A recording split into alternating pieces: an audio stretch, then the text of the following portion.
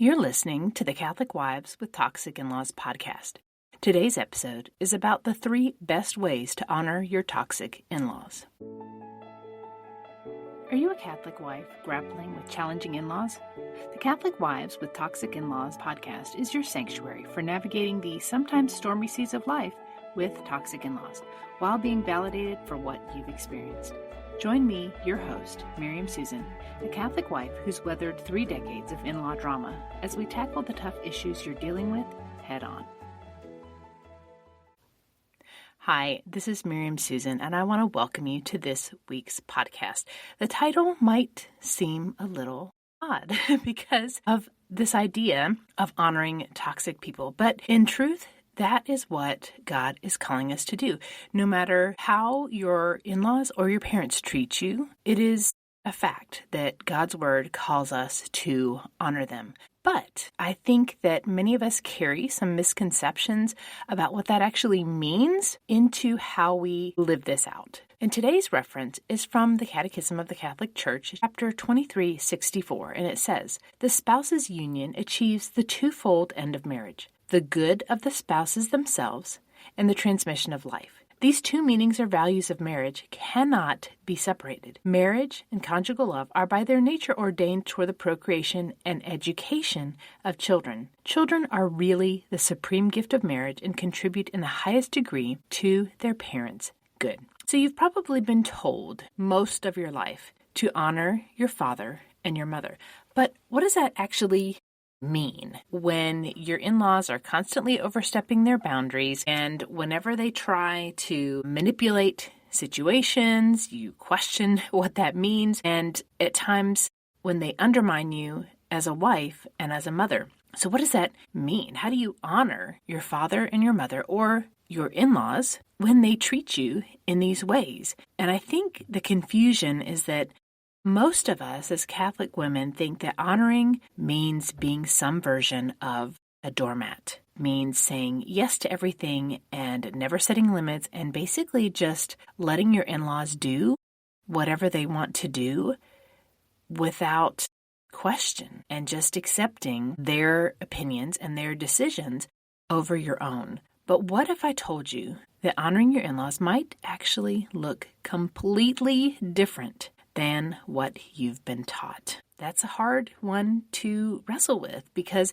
if we have been taught certain things for our entire lives or for a great portion of our lives, because I was not raised in a Christian home. I wasn't raised in the church at all. Never even went for Christmas or Easter. The only time I remember going to church actually as a young adult was to go to 2 weddings for my cousins, and that was it. But even if that's the case for you, you probably were taught something along the way about honoring your parents. So there is this disconnect between what we are being taught, especially if the people who are teaching us are toxic, or people who don't understand that people can abuse these scriptures and these teachings from the church, and then comparing that to what God is probably asking us to do. And so, of course, I cannot know the mind of God, but we can ask some pretty good questions, right? So let's think about the order of honor. So who comes first in your family? Just think about that.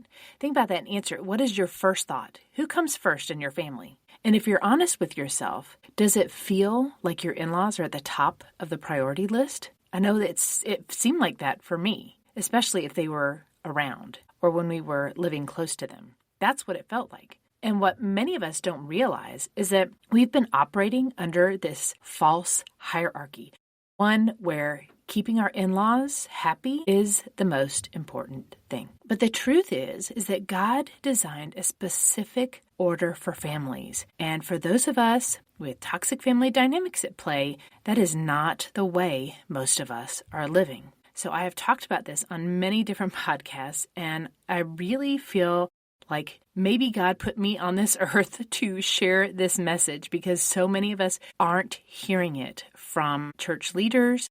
They aren't hearing it from our family members, of course, but that is the proper order of a Catholic family. And I have to give credit to a wonderful Catholic therapist that we spoke with who shared this concept with us, and it truly has been revolutionary for me and for my husband. And that is love God first. God comes first. Our primary duty is to God, not to keeping our in-laws happy. Now, a lot of our in-laws will kind of blend those two together by saying that we are keeping God happy by keeping them happy. But those are two separate things. We have to keep them separate.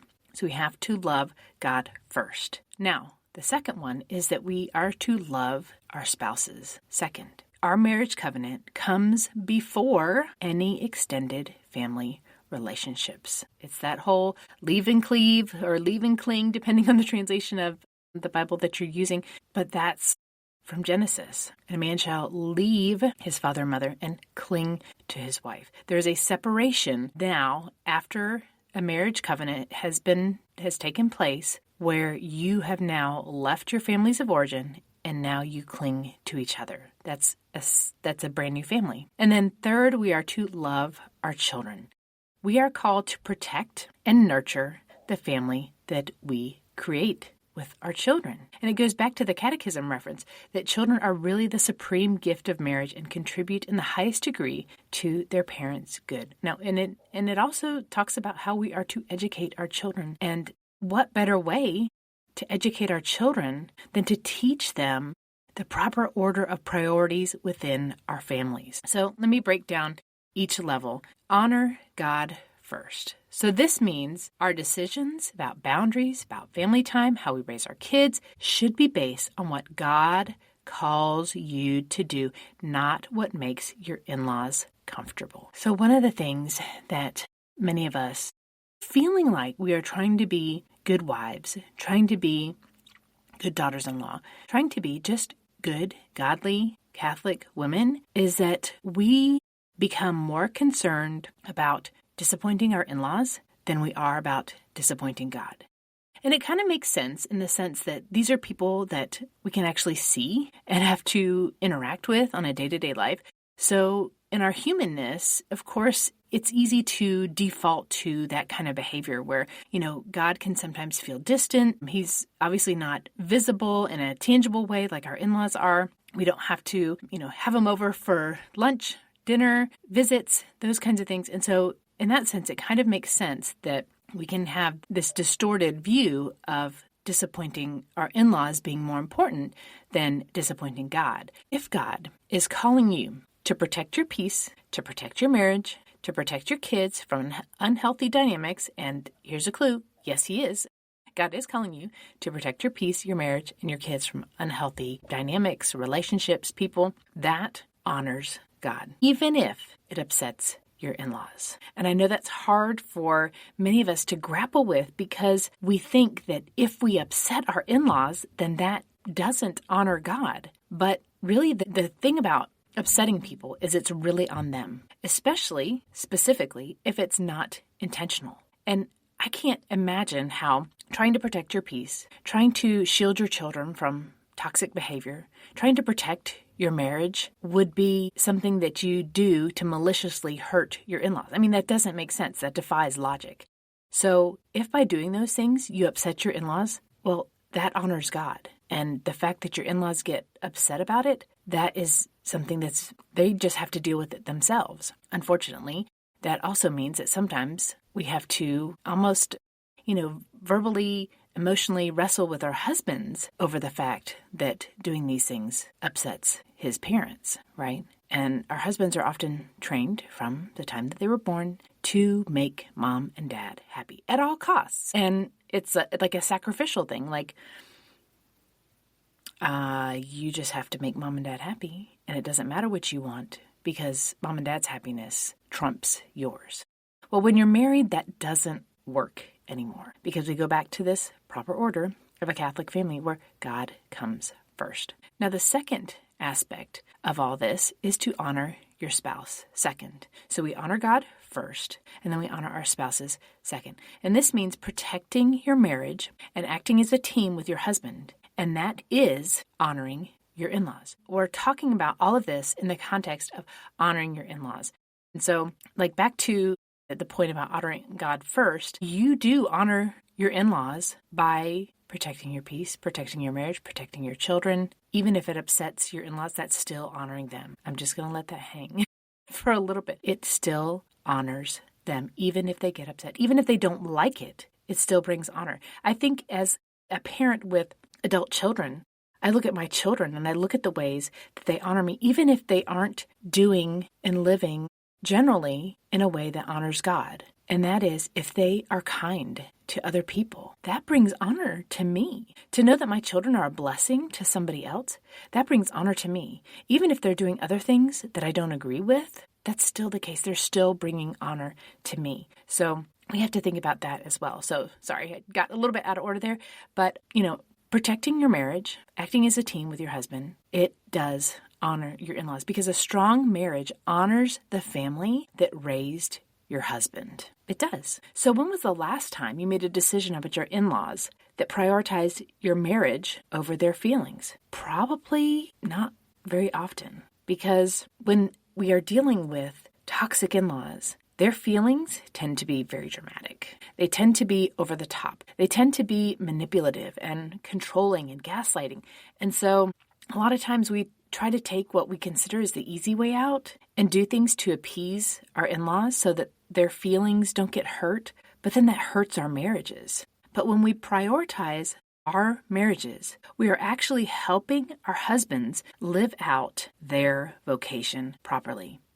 And this honors your in-laws more than constantly catering to their demands at the expense of your marriage. Now, the Catechism of the Catholic Church, paragraph 2364, says that marriage has a twofold purpose: the good of the spouses and the raising of children. Now, notice what comes first: your good as spouses, and God designed it that way. Your marriage is not just any other relationship. It is a sacrament, and it is a vocation that is sacred that takes priority over relationships that are further out of this circle of importance. And then third is honoring our children and loving our children. And that's how we honor our in-laws. So what does this mean? It means protecting your children from manipulation, protecting them and shielding them from unhealthy patterns and behavior, boundary violations. We have to protect our children from those people who violate our family boundaries. And that is honoring not just to our children,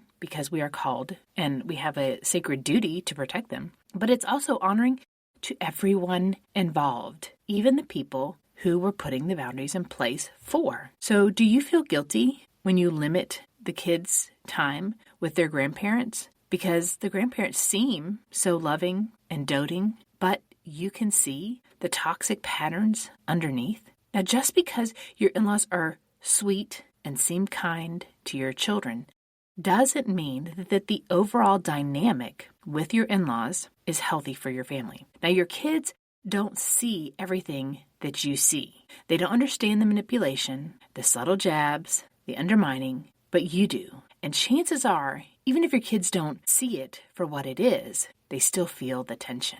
I just recently went back and listened to the episode that I did, which was an interview with my daughters. And it was episode 42, if you want to go back and listen to it. And they said that they could feel the tension. But they also said that they would have just seen that kind of behavior, as puzzling as it was for them many times, as normal if we hadn't brought it to light. So we have to be very careful with what we allow around our children.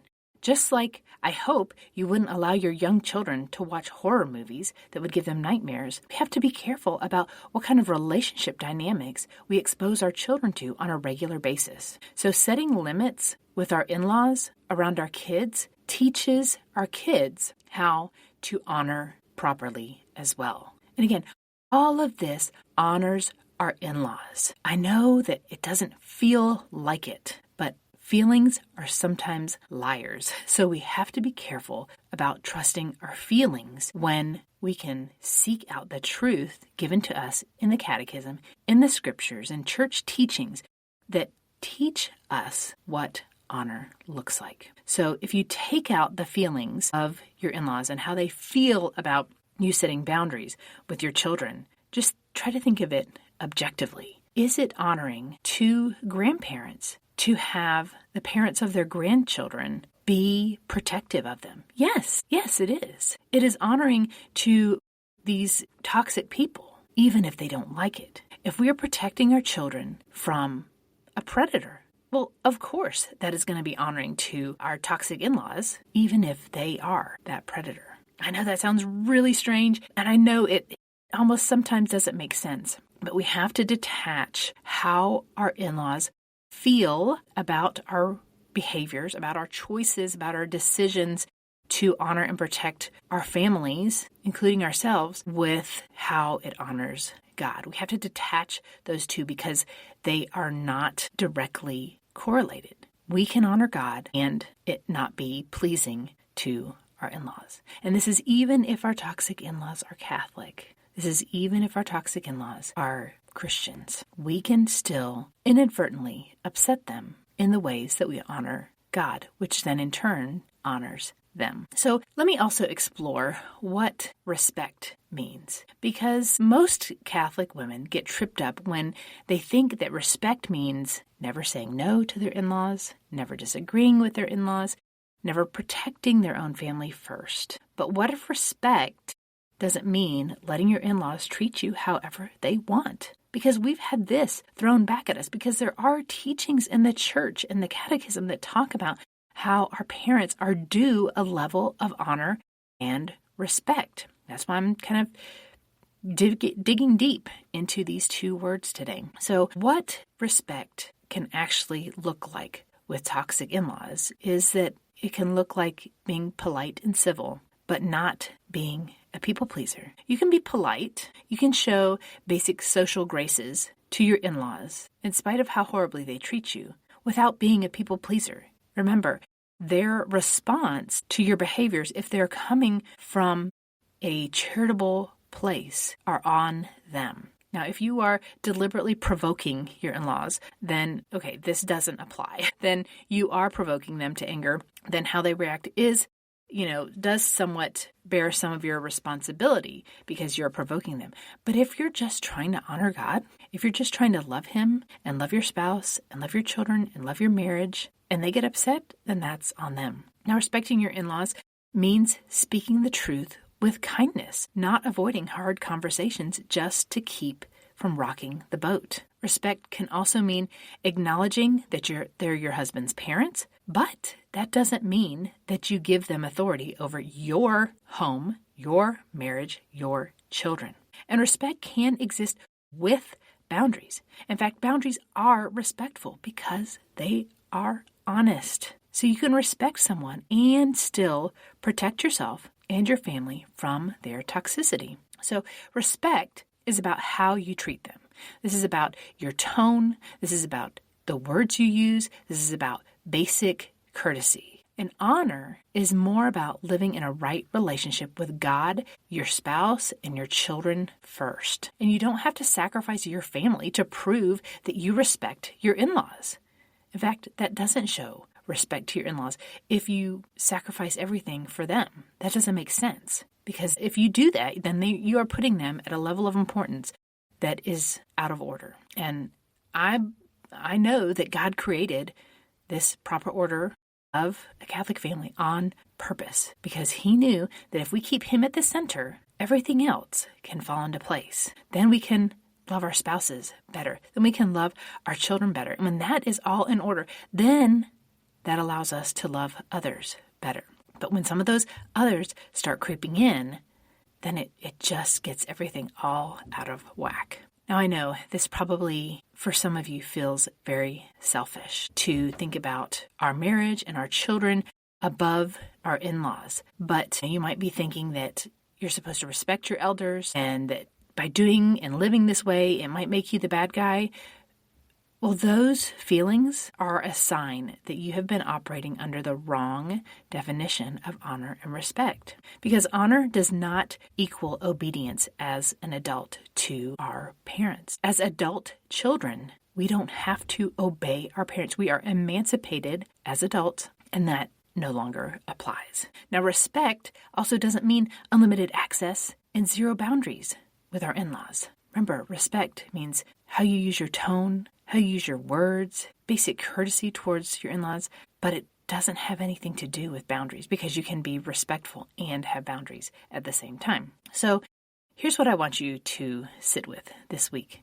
What if real honor means living in the right order, in the proper order of a Catholic family, even when it is uncomfortable, even when it upsets your in-laws or your parents? And what if you can be respectful and protective at the same time? Now, this is not about being mean. It is not about being vindictive. It's about getting the hierarchy right for the first time. Now, if this feels overwhelming, if you feel like you're the only one going through this, I'm going to extend you an invitation to come to the Catholic Wives and Toxic In-Laws community that I have created on the school platform, SKOOL. And I've actually been praying about this, and I have decided that I am going to make the community aspect of that group free.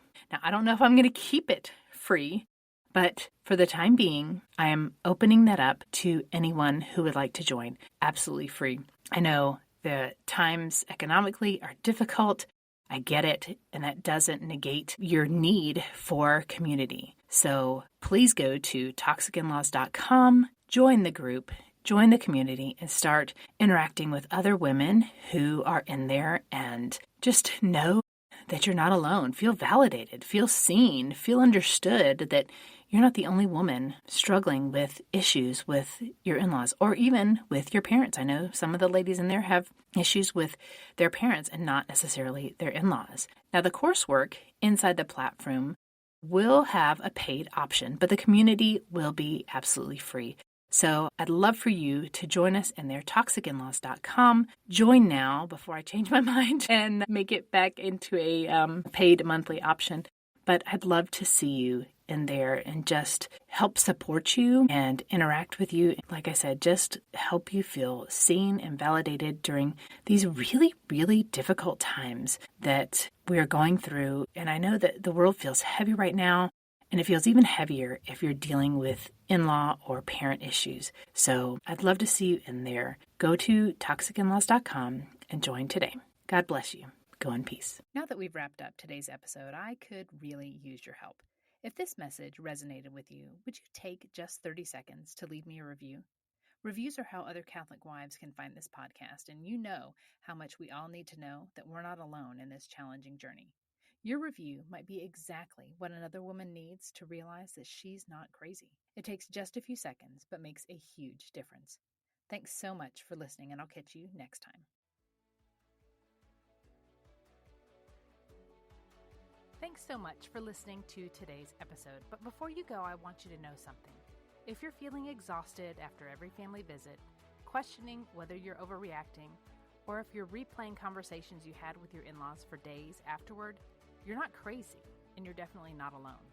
I've created a free guide called 5 Signs You're Not Too Sensitive, What Your Gut is Really Telling You, that will help you to understand why these interactions feel so hard and give you some gentle scripts to use in those moments when you're caught off guard by your in-laws.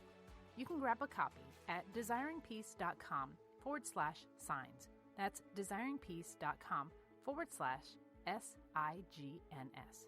You're not asking for too much when you ask to be treated with respect. I'll talk to you next week.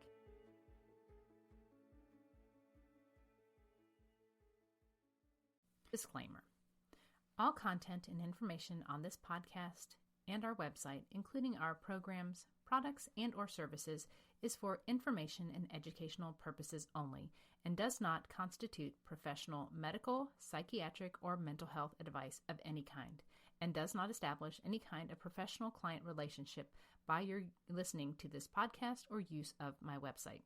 A professional client relationship with you is only formed after we have expressly entered into a written agreement with you that you have signed, including our fee structure and other terms to work with you in a specific matter.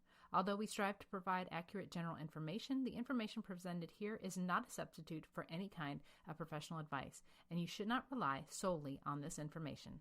Always consult a professional in the area for your particular needs and circumstances prior to making any professional, medical, or mental health related decisions.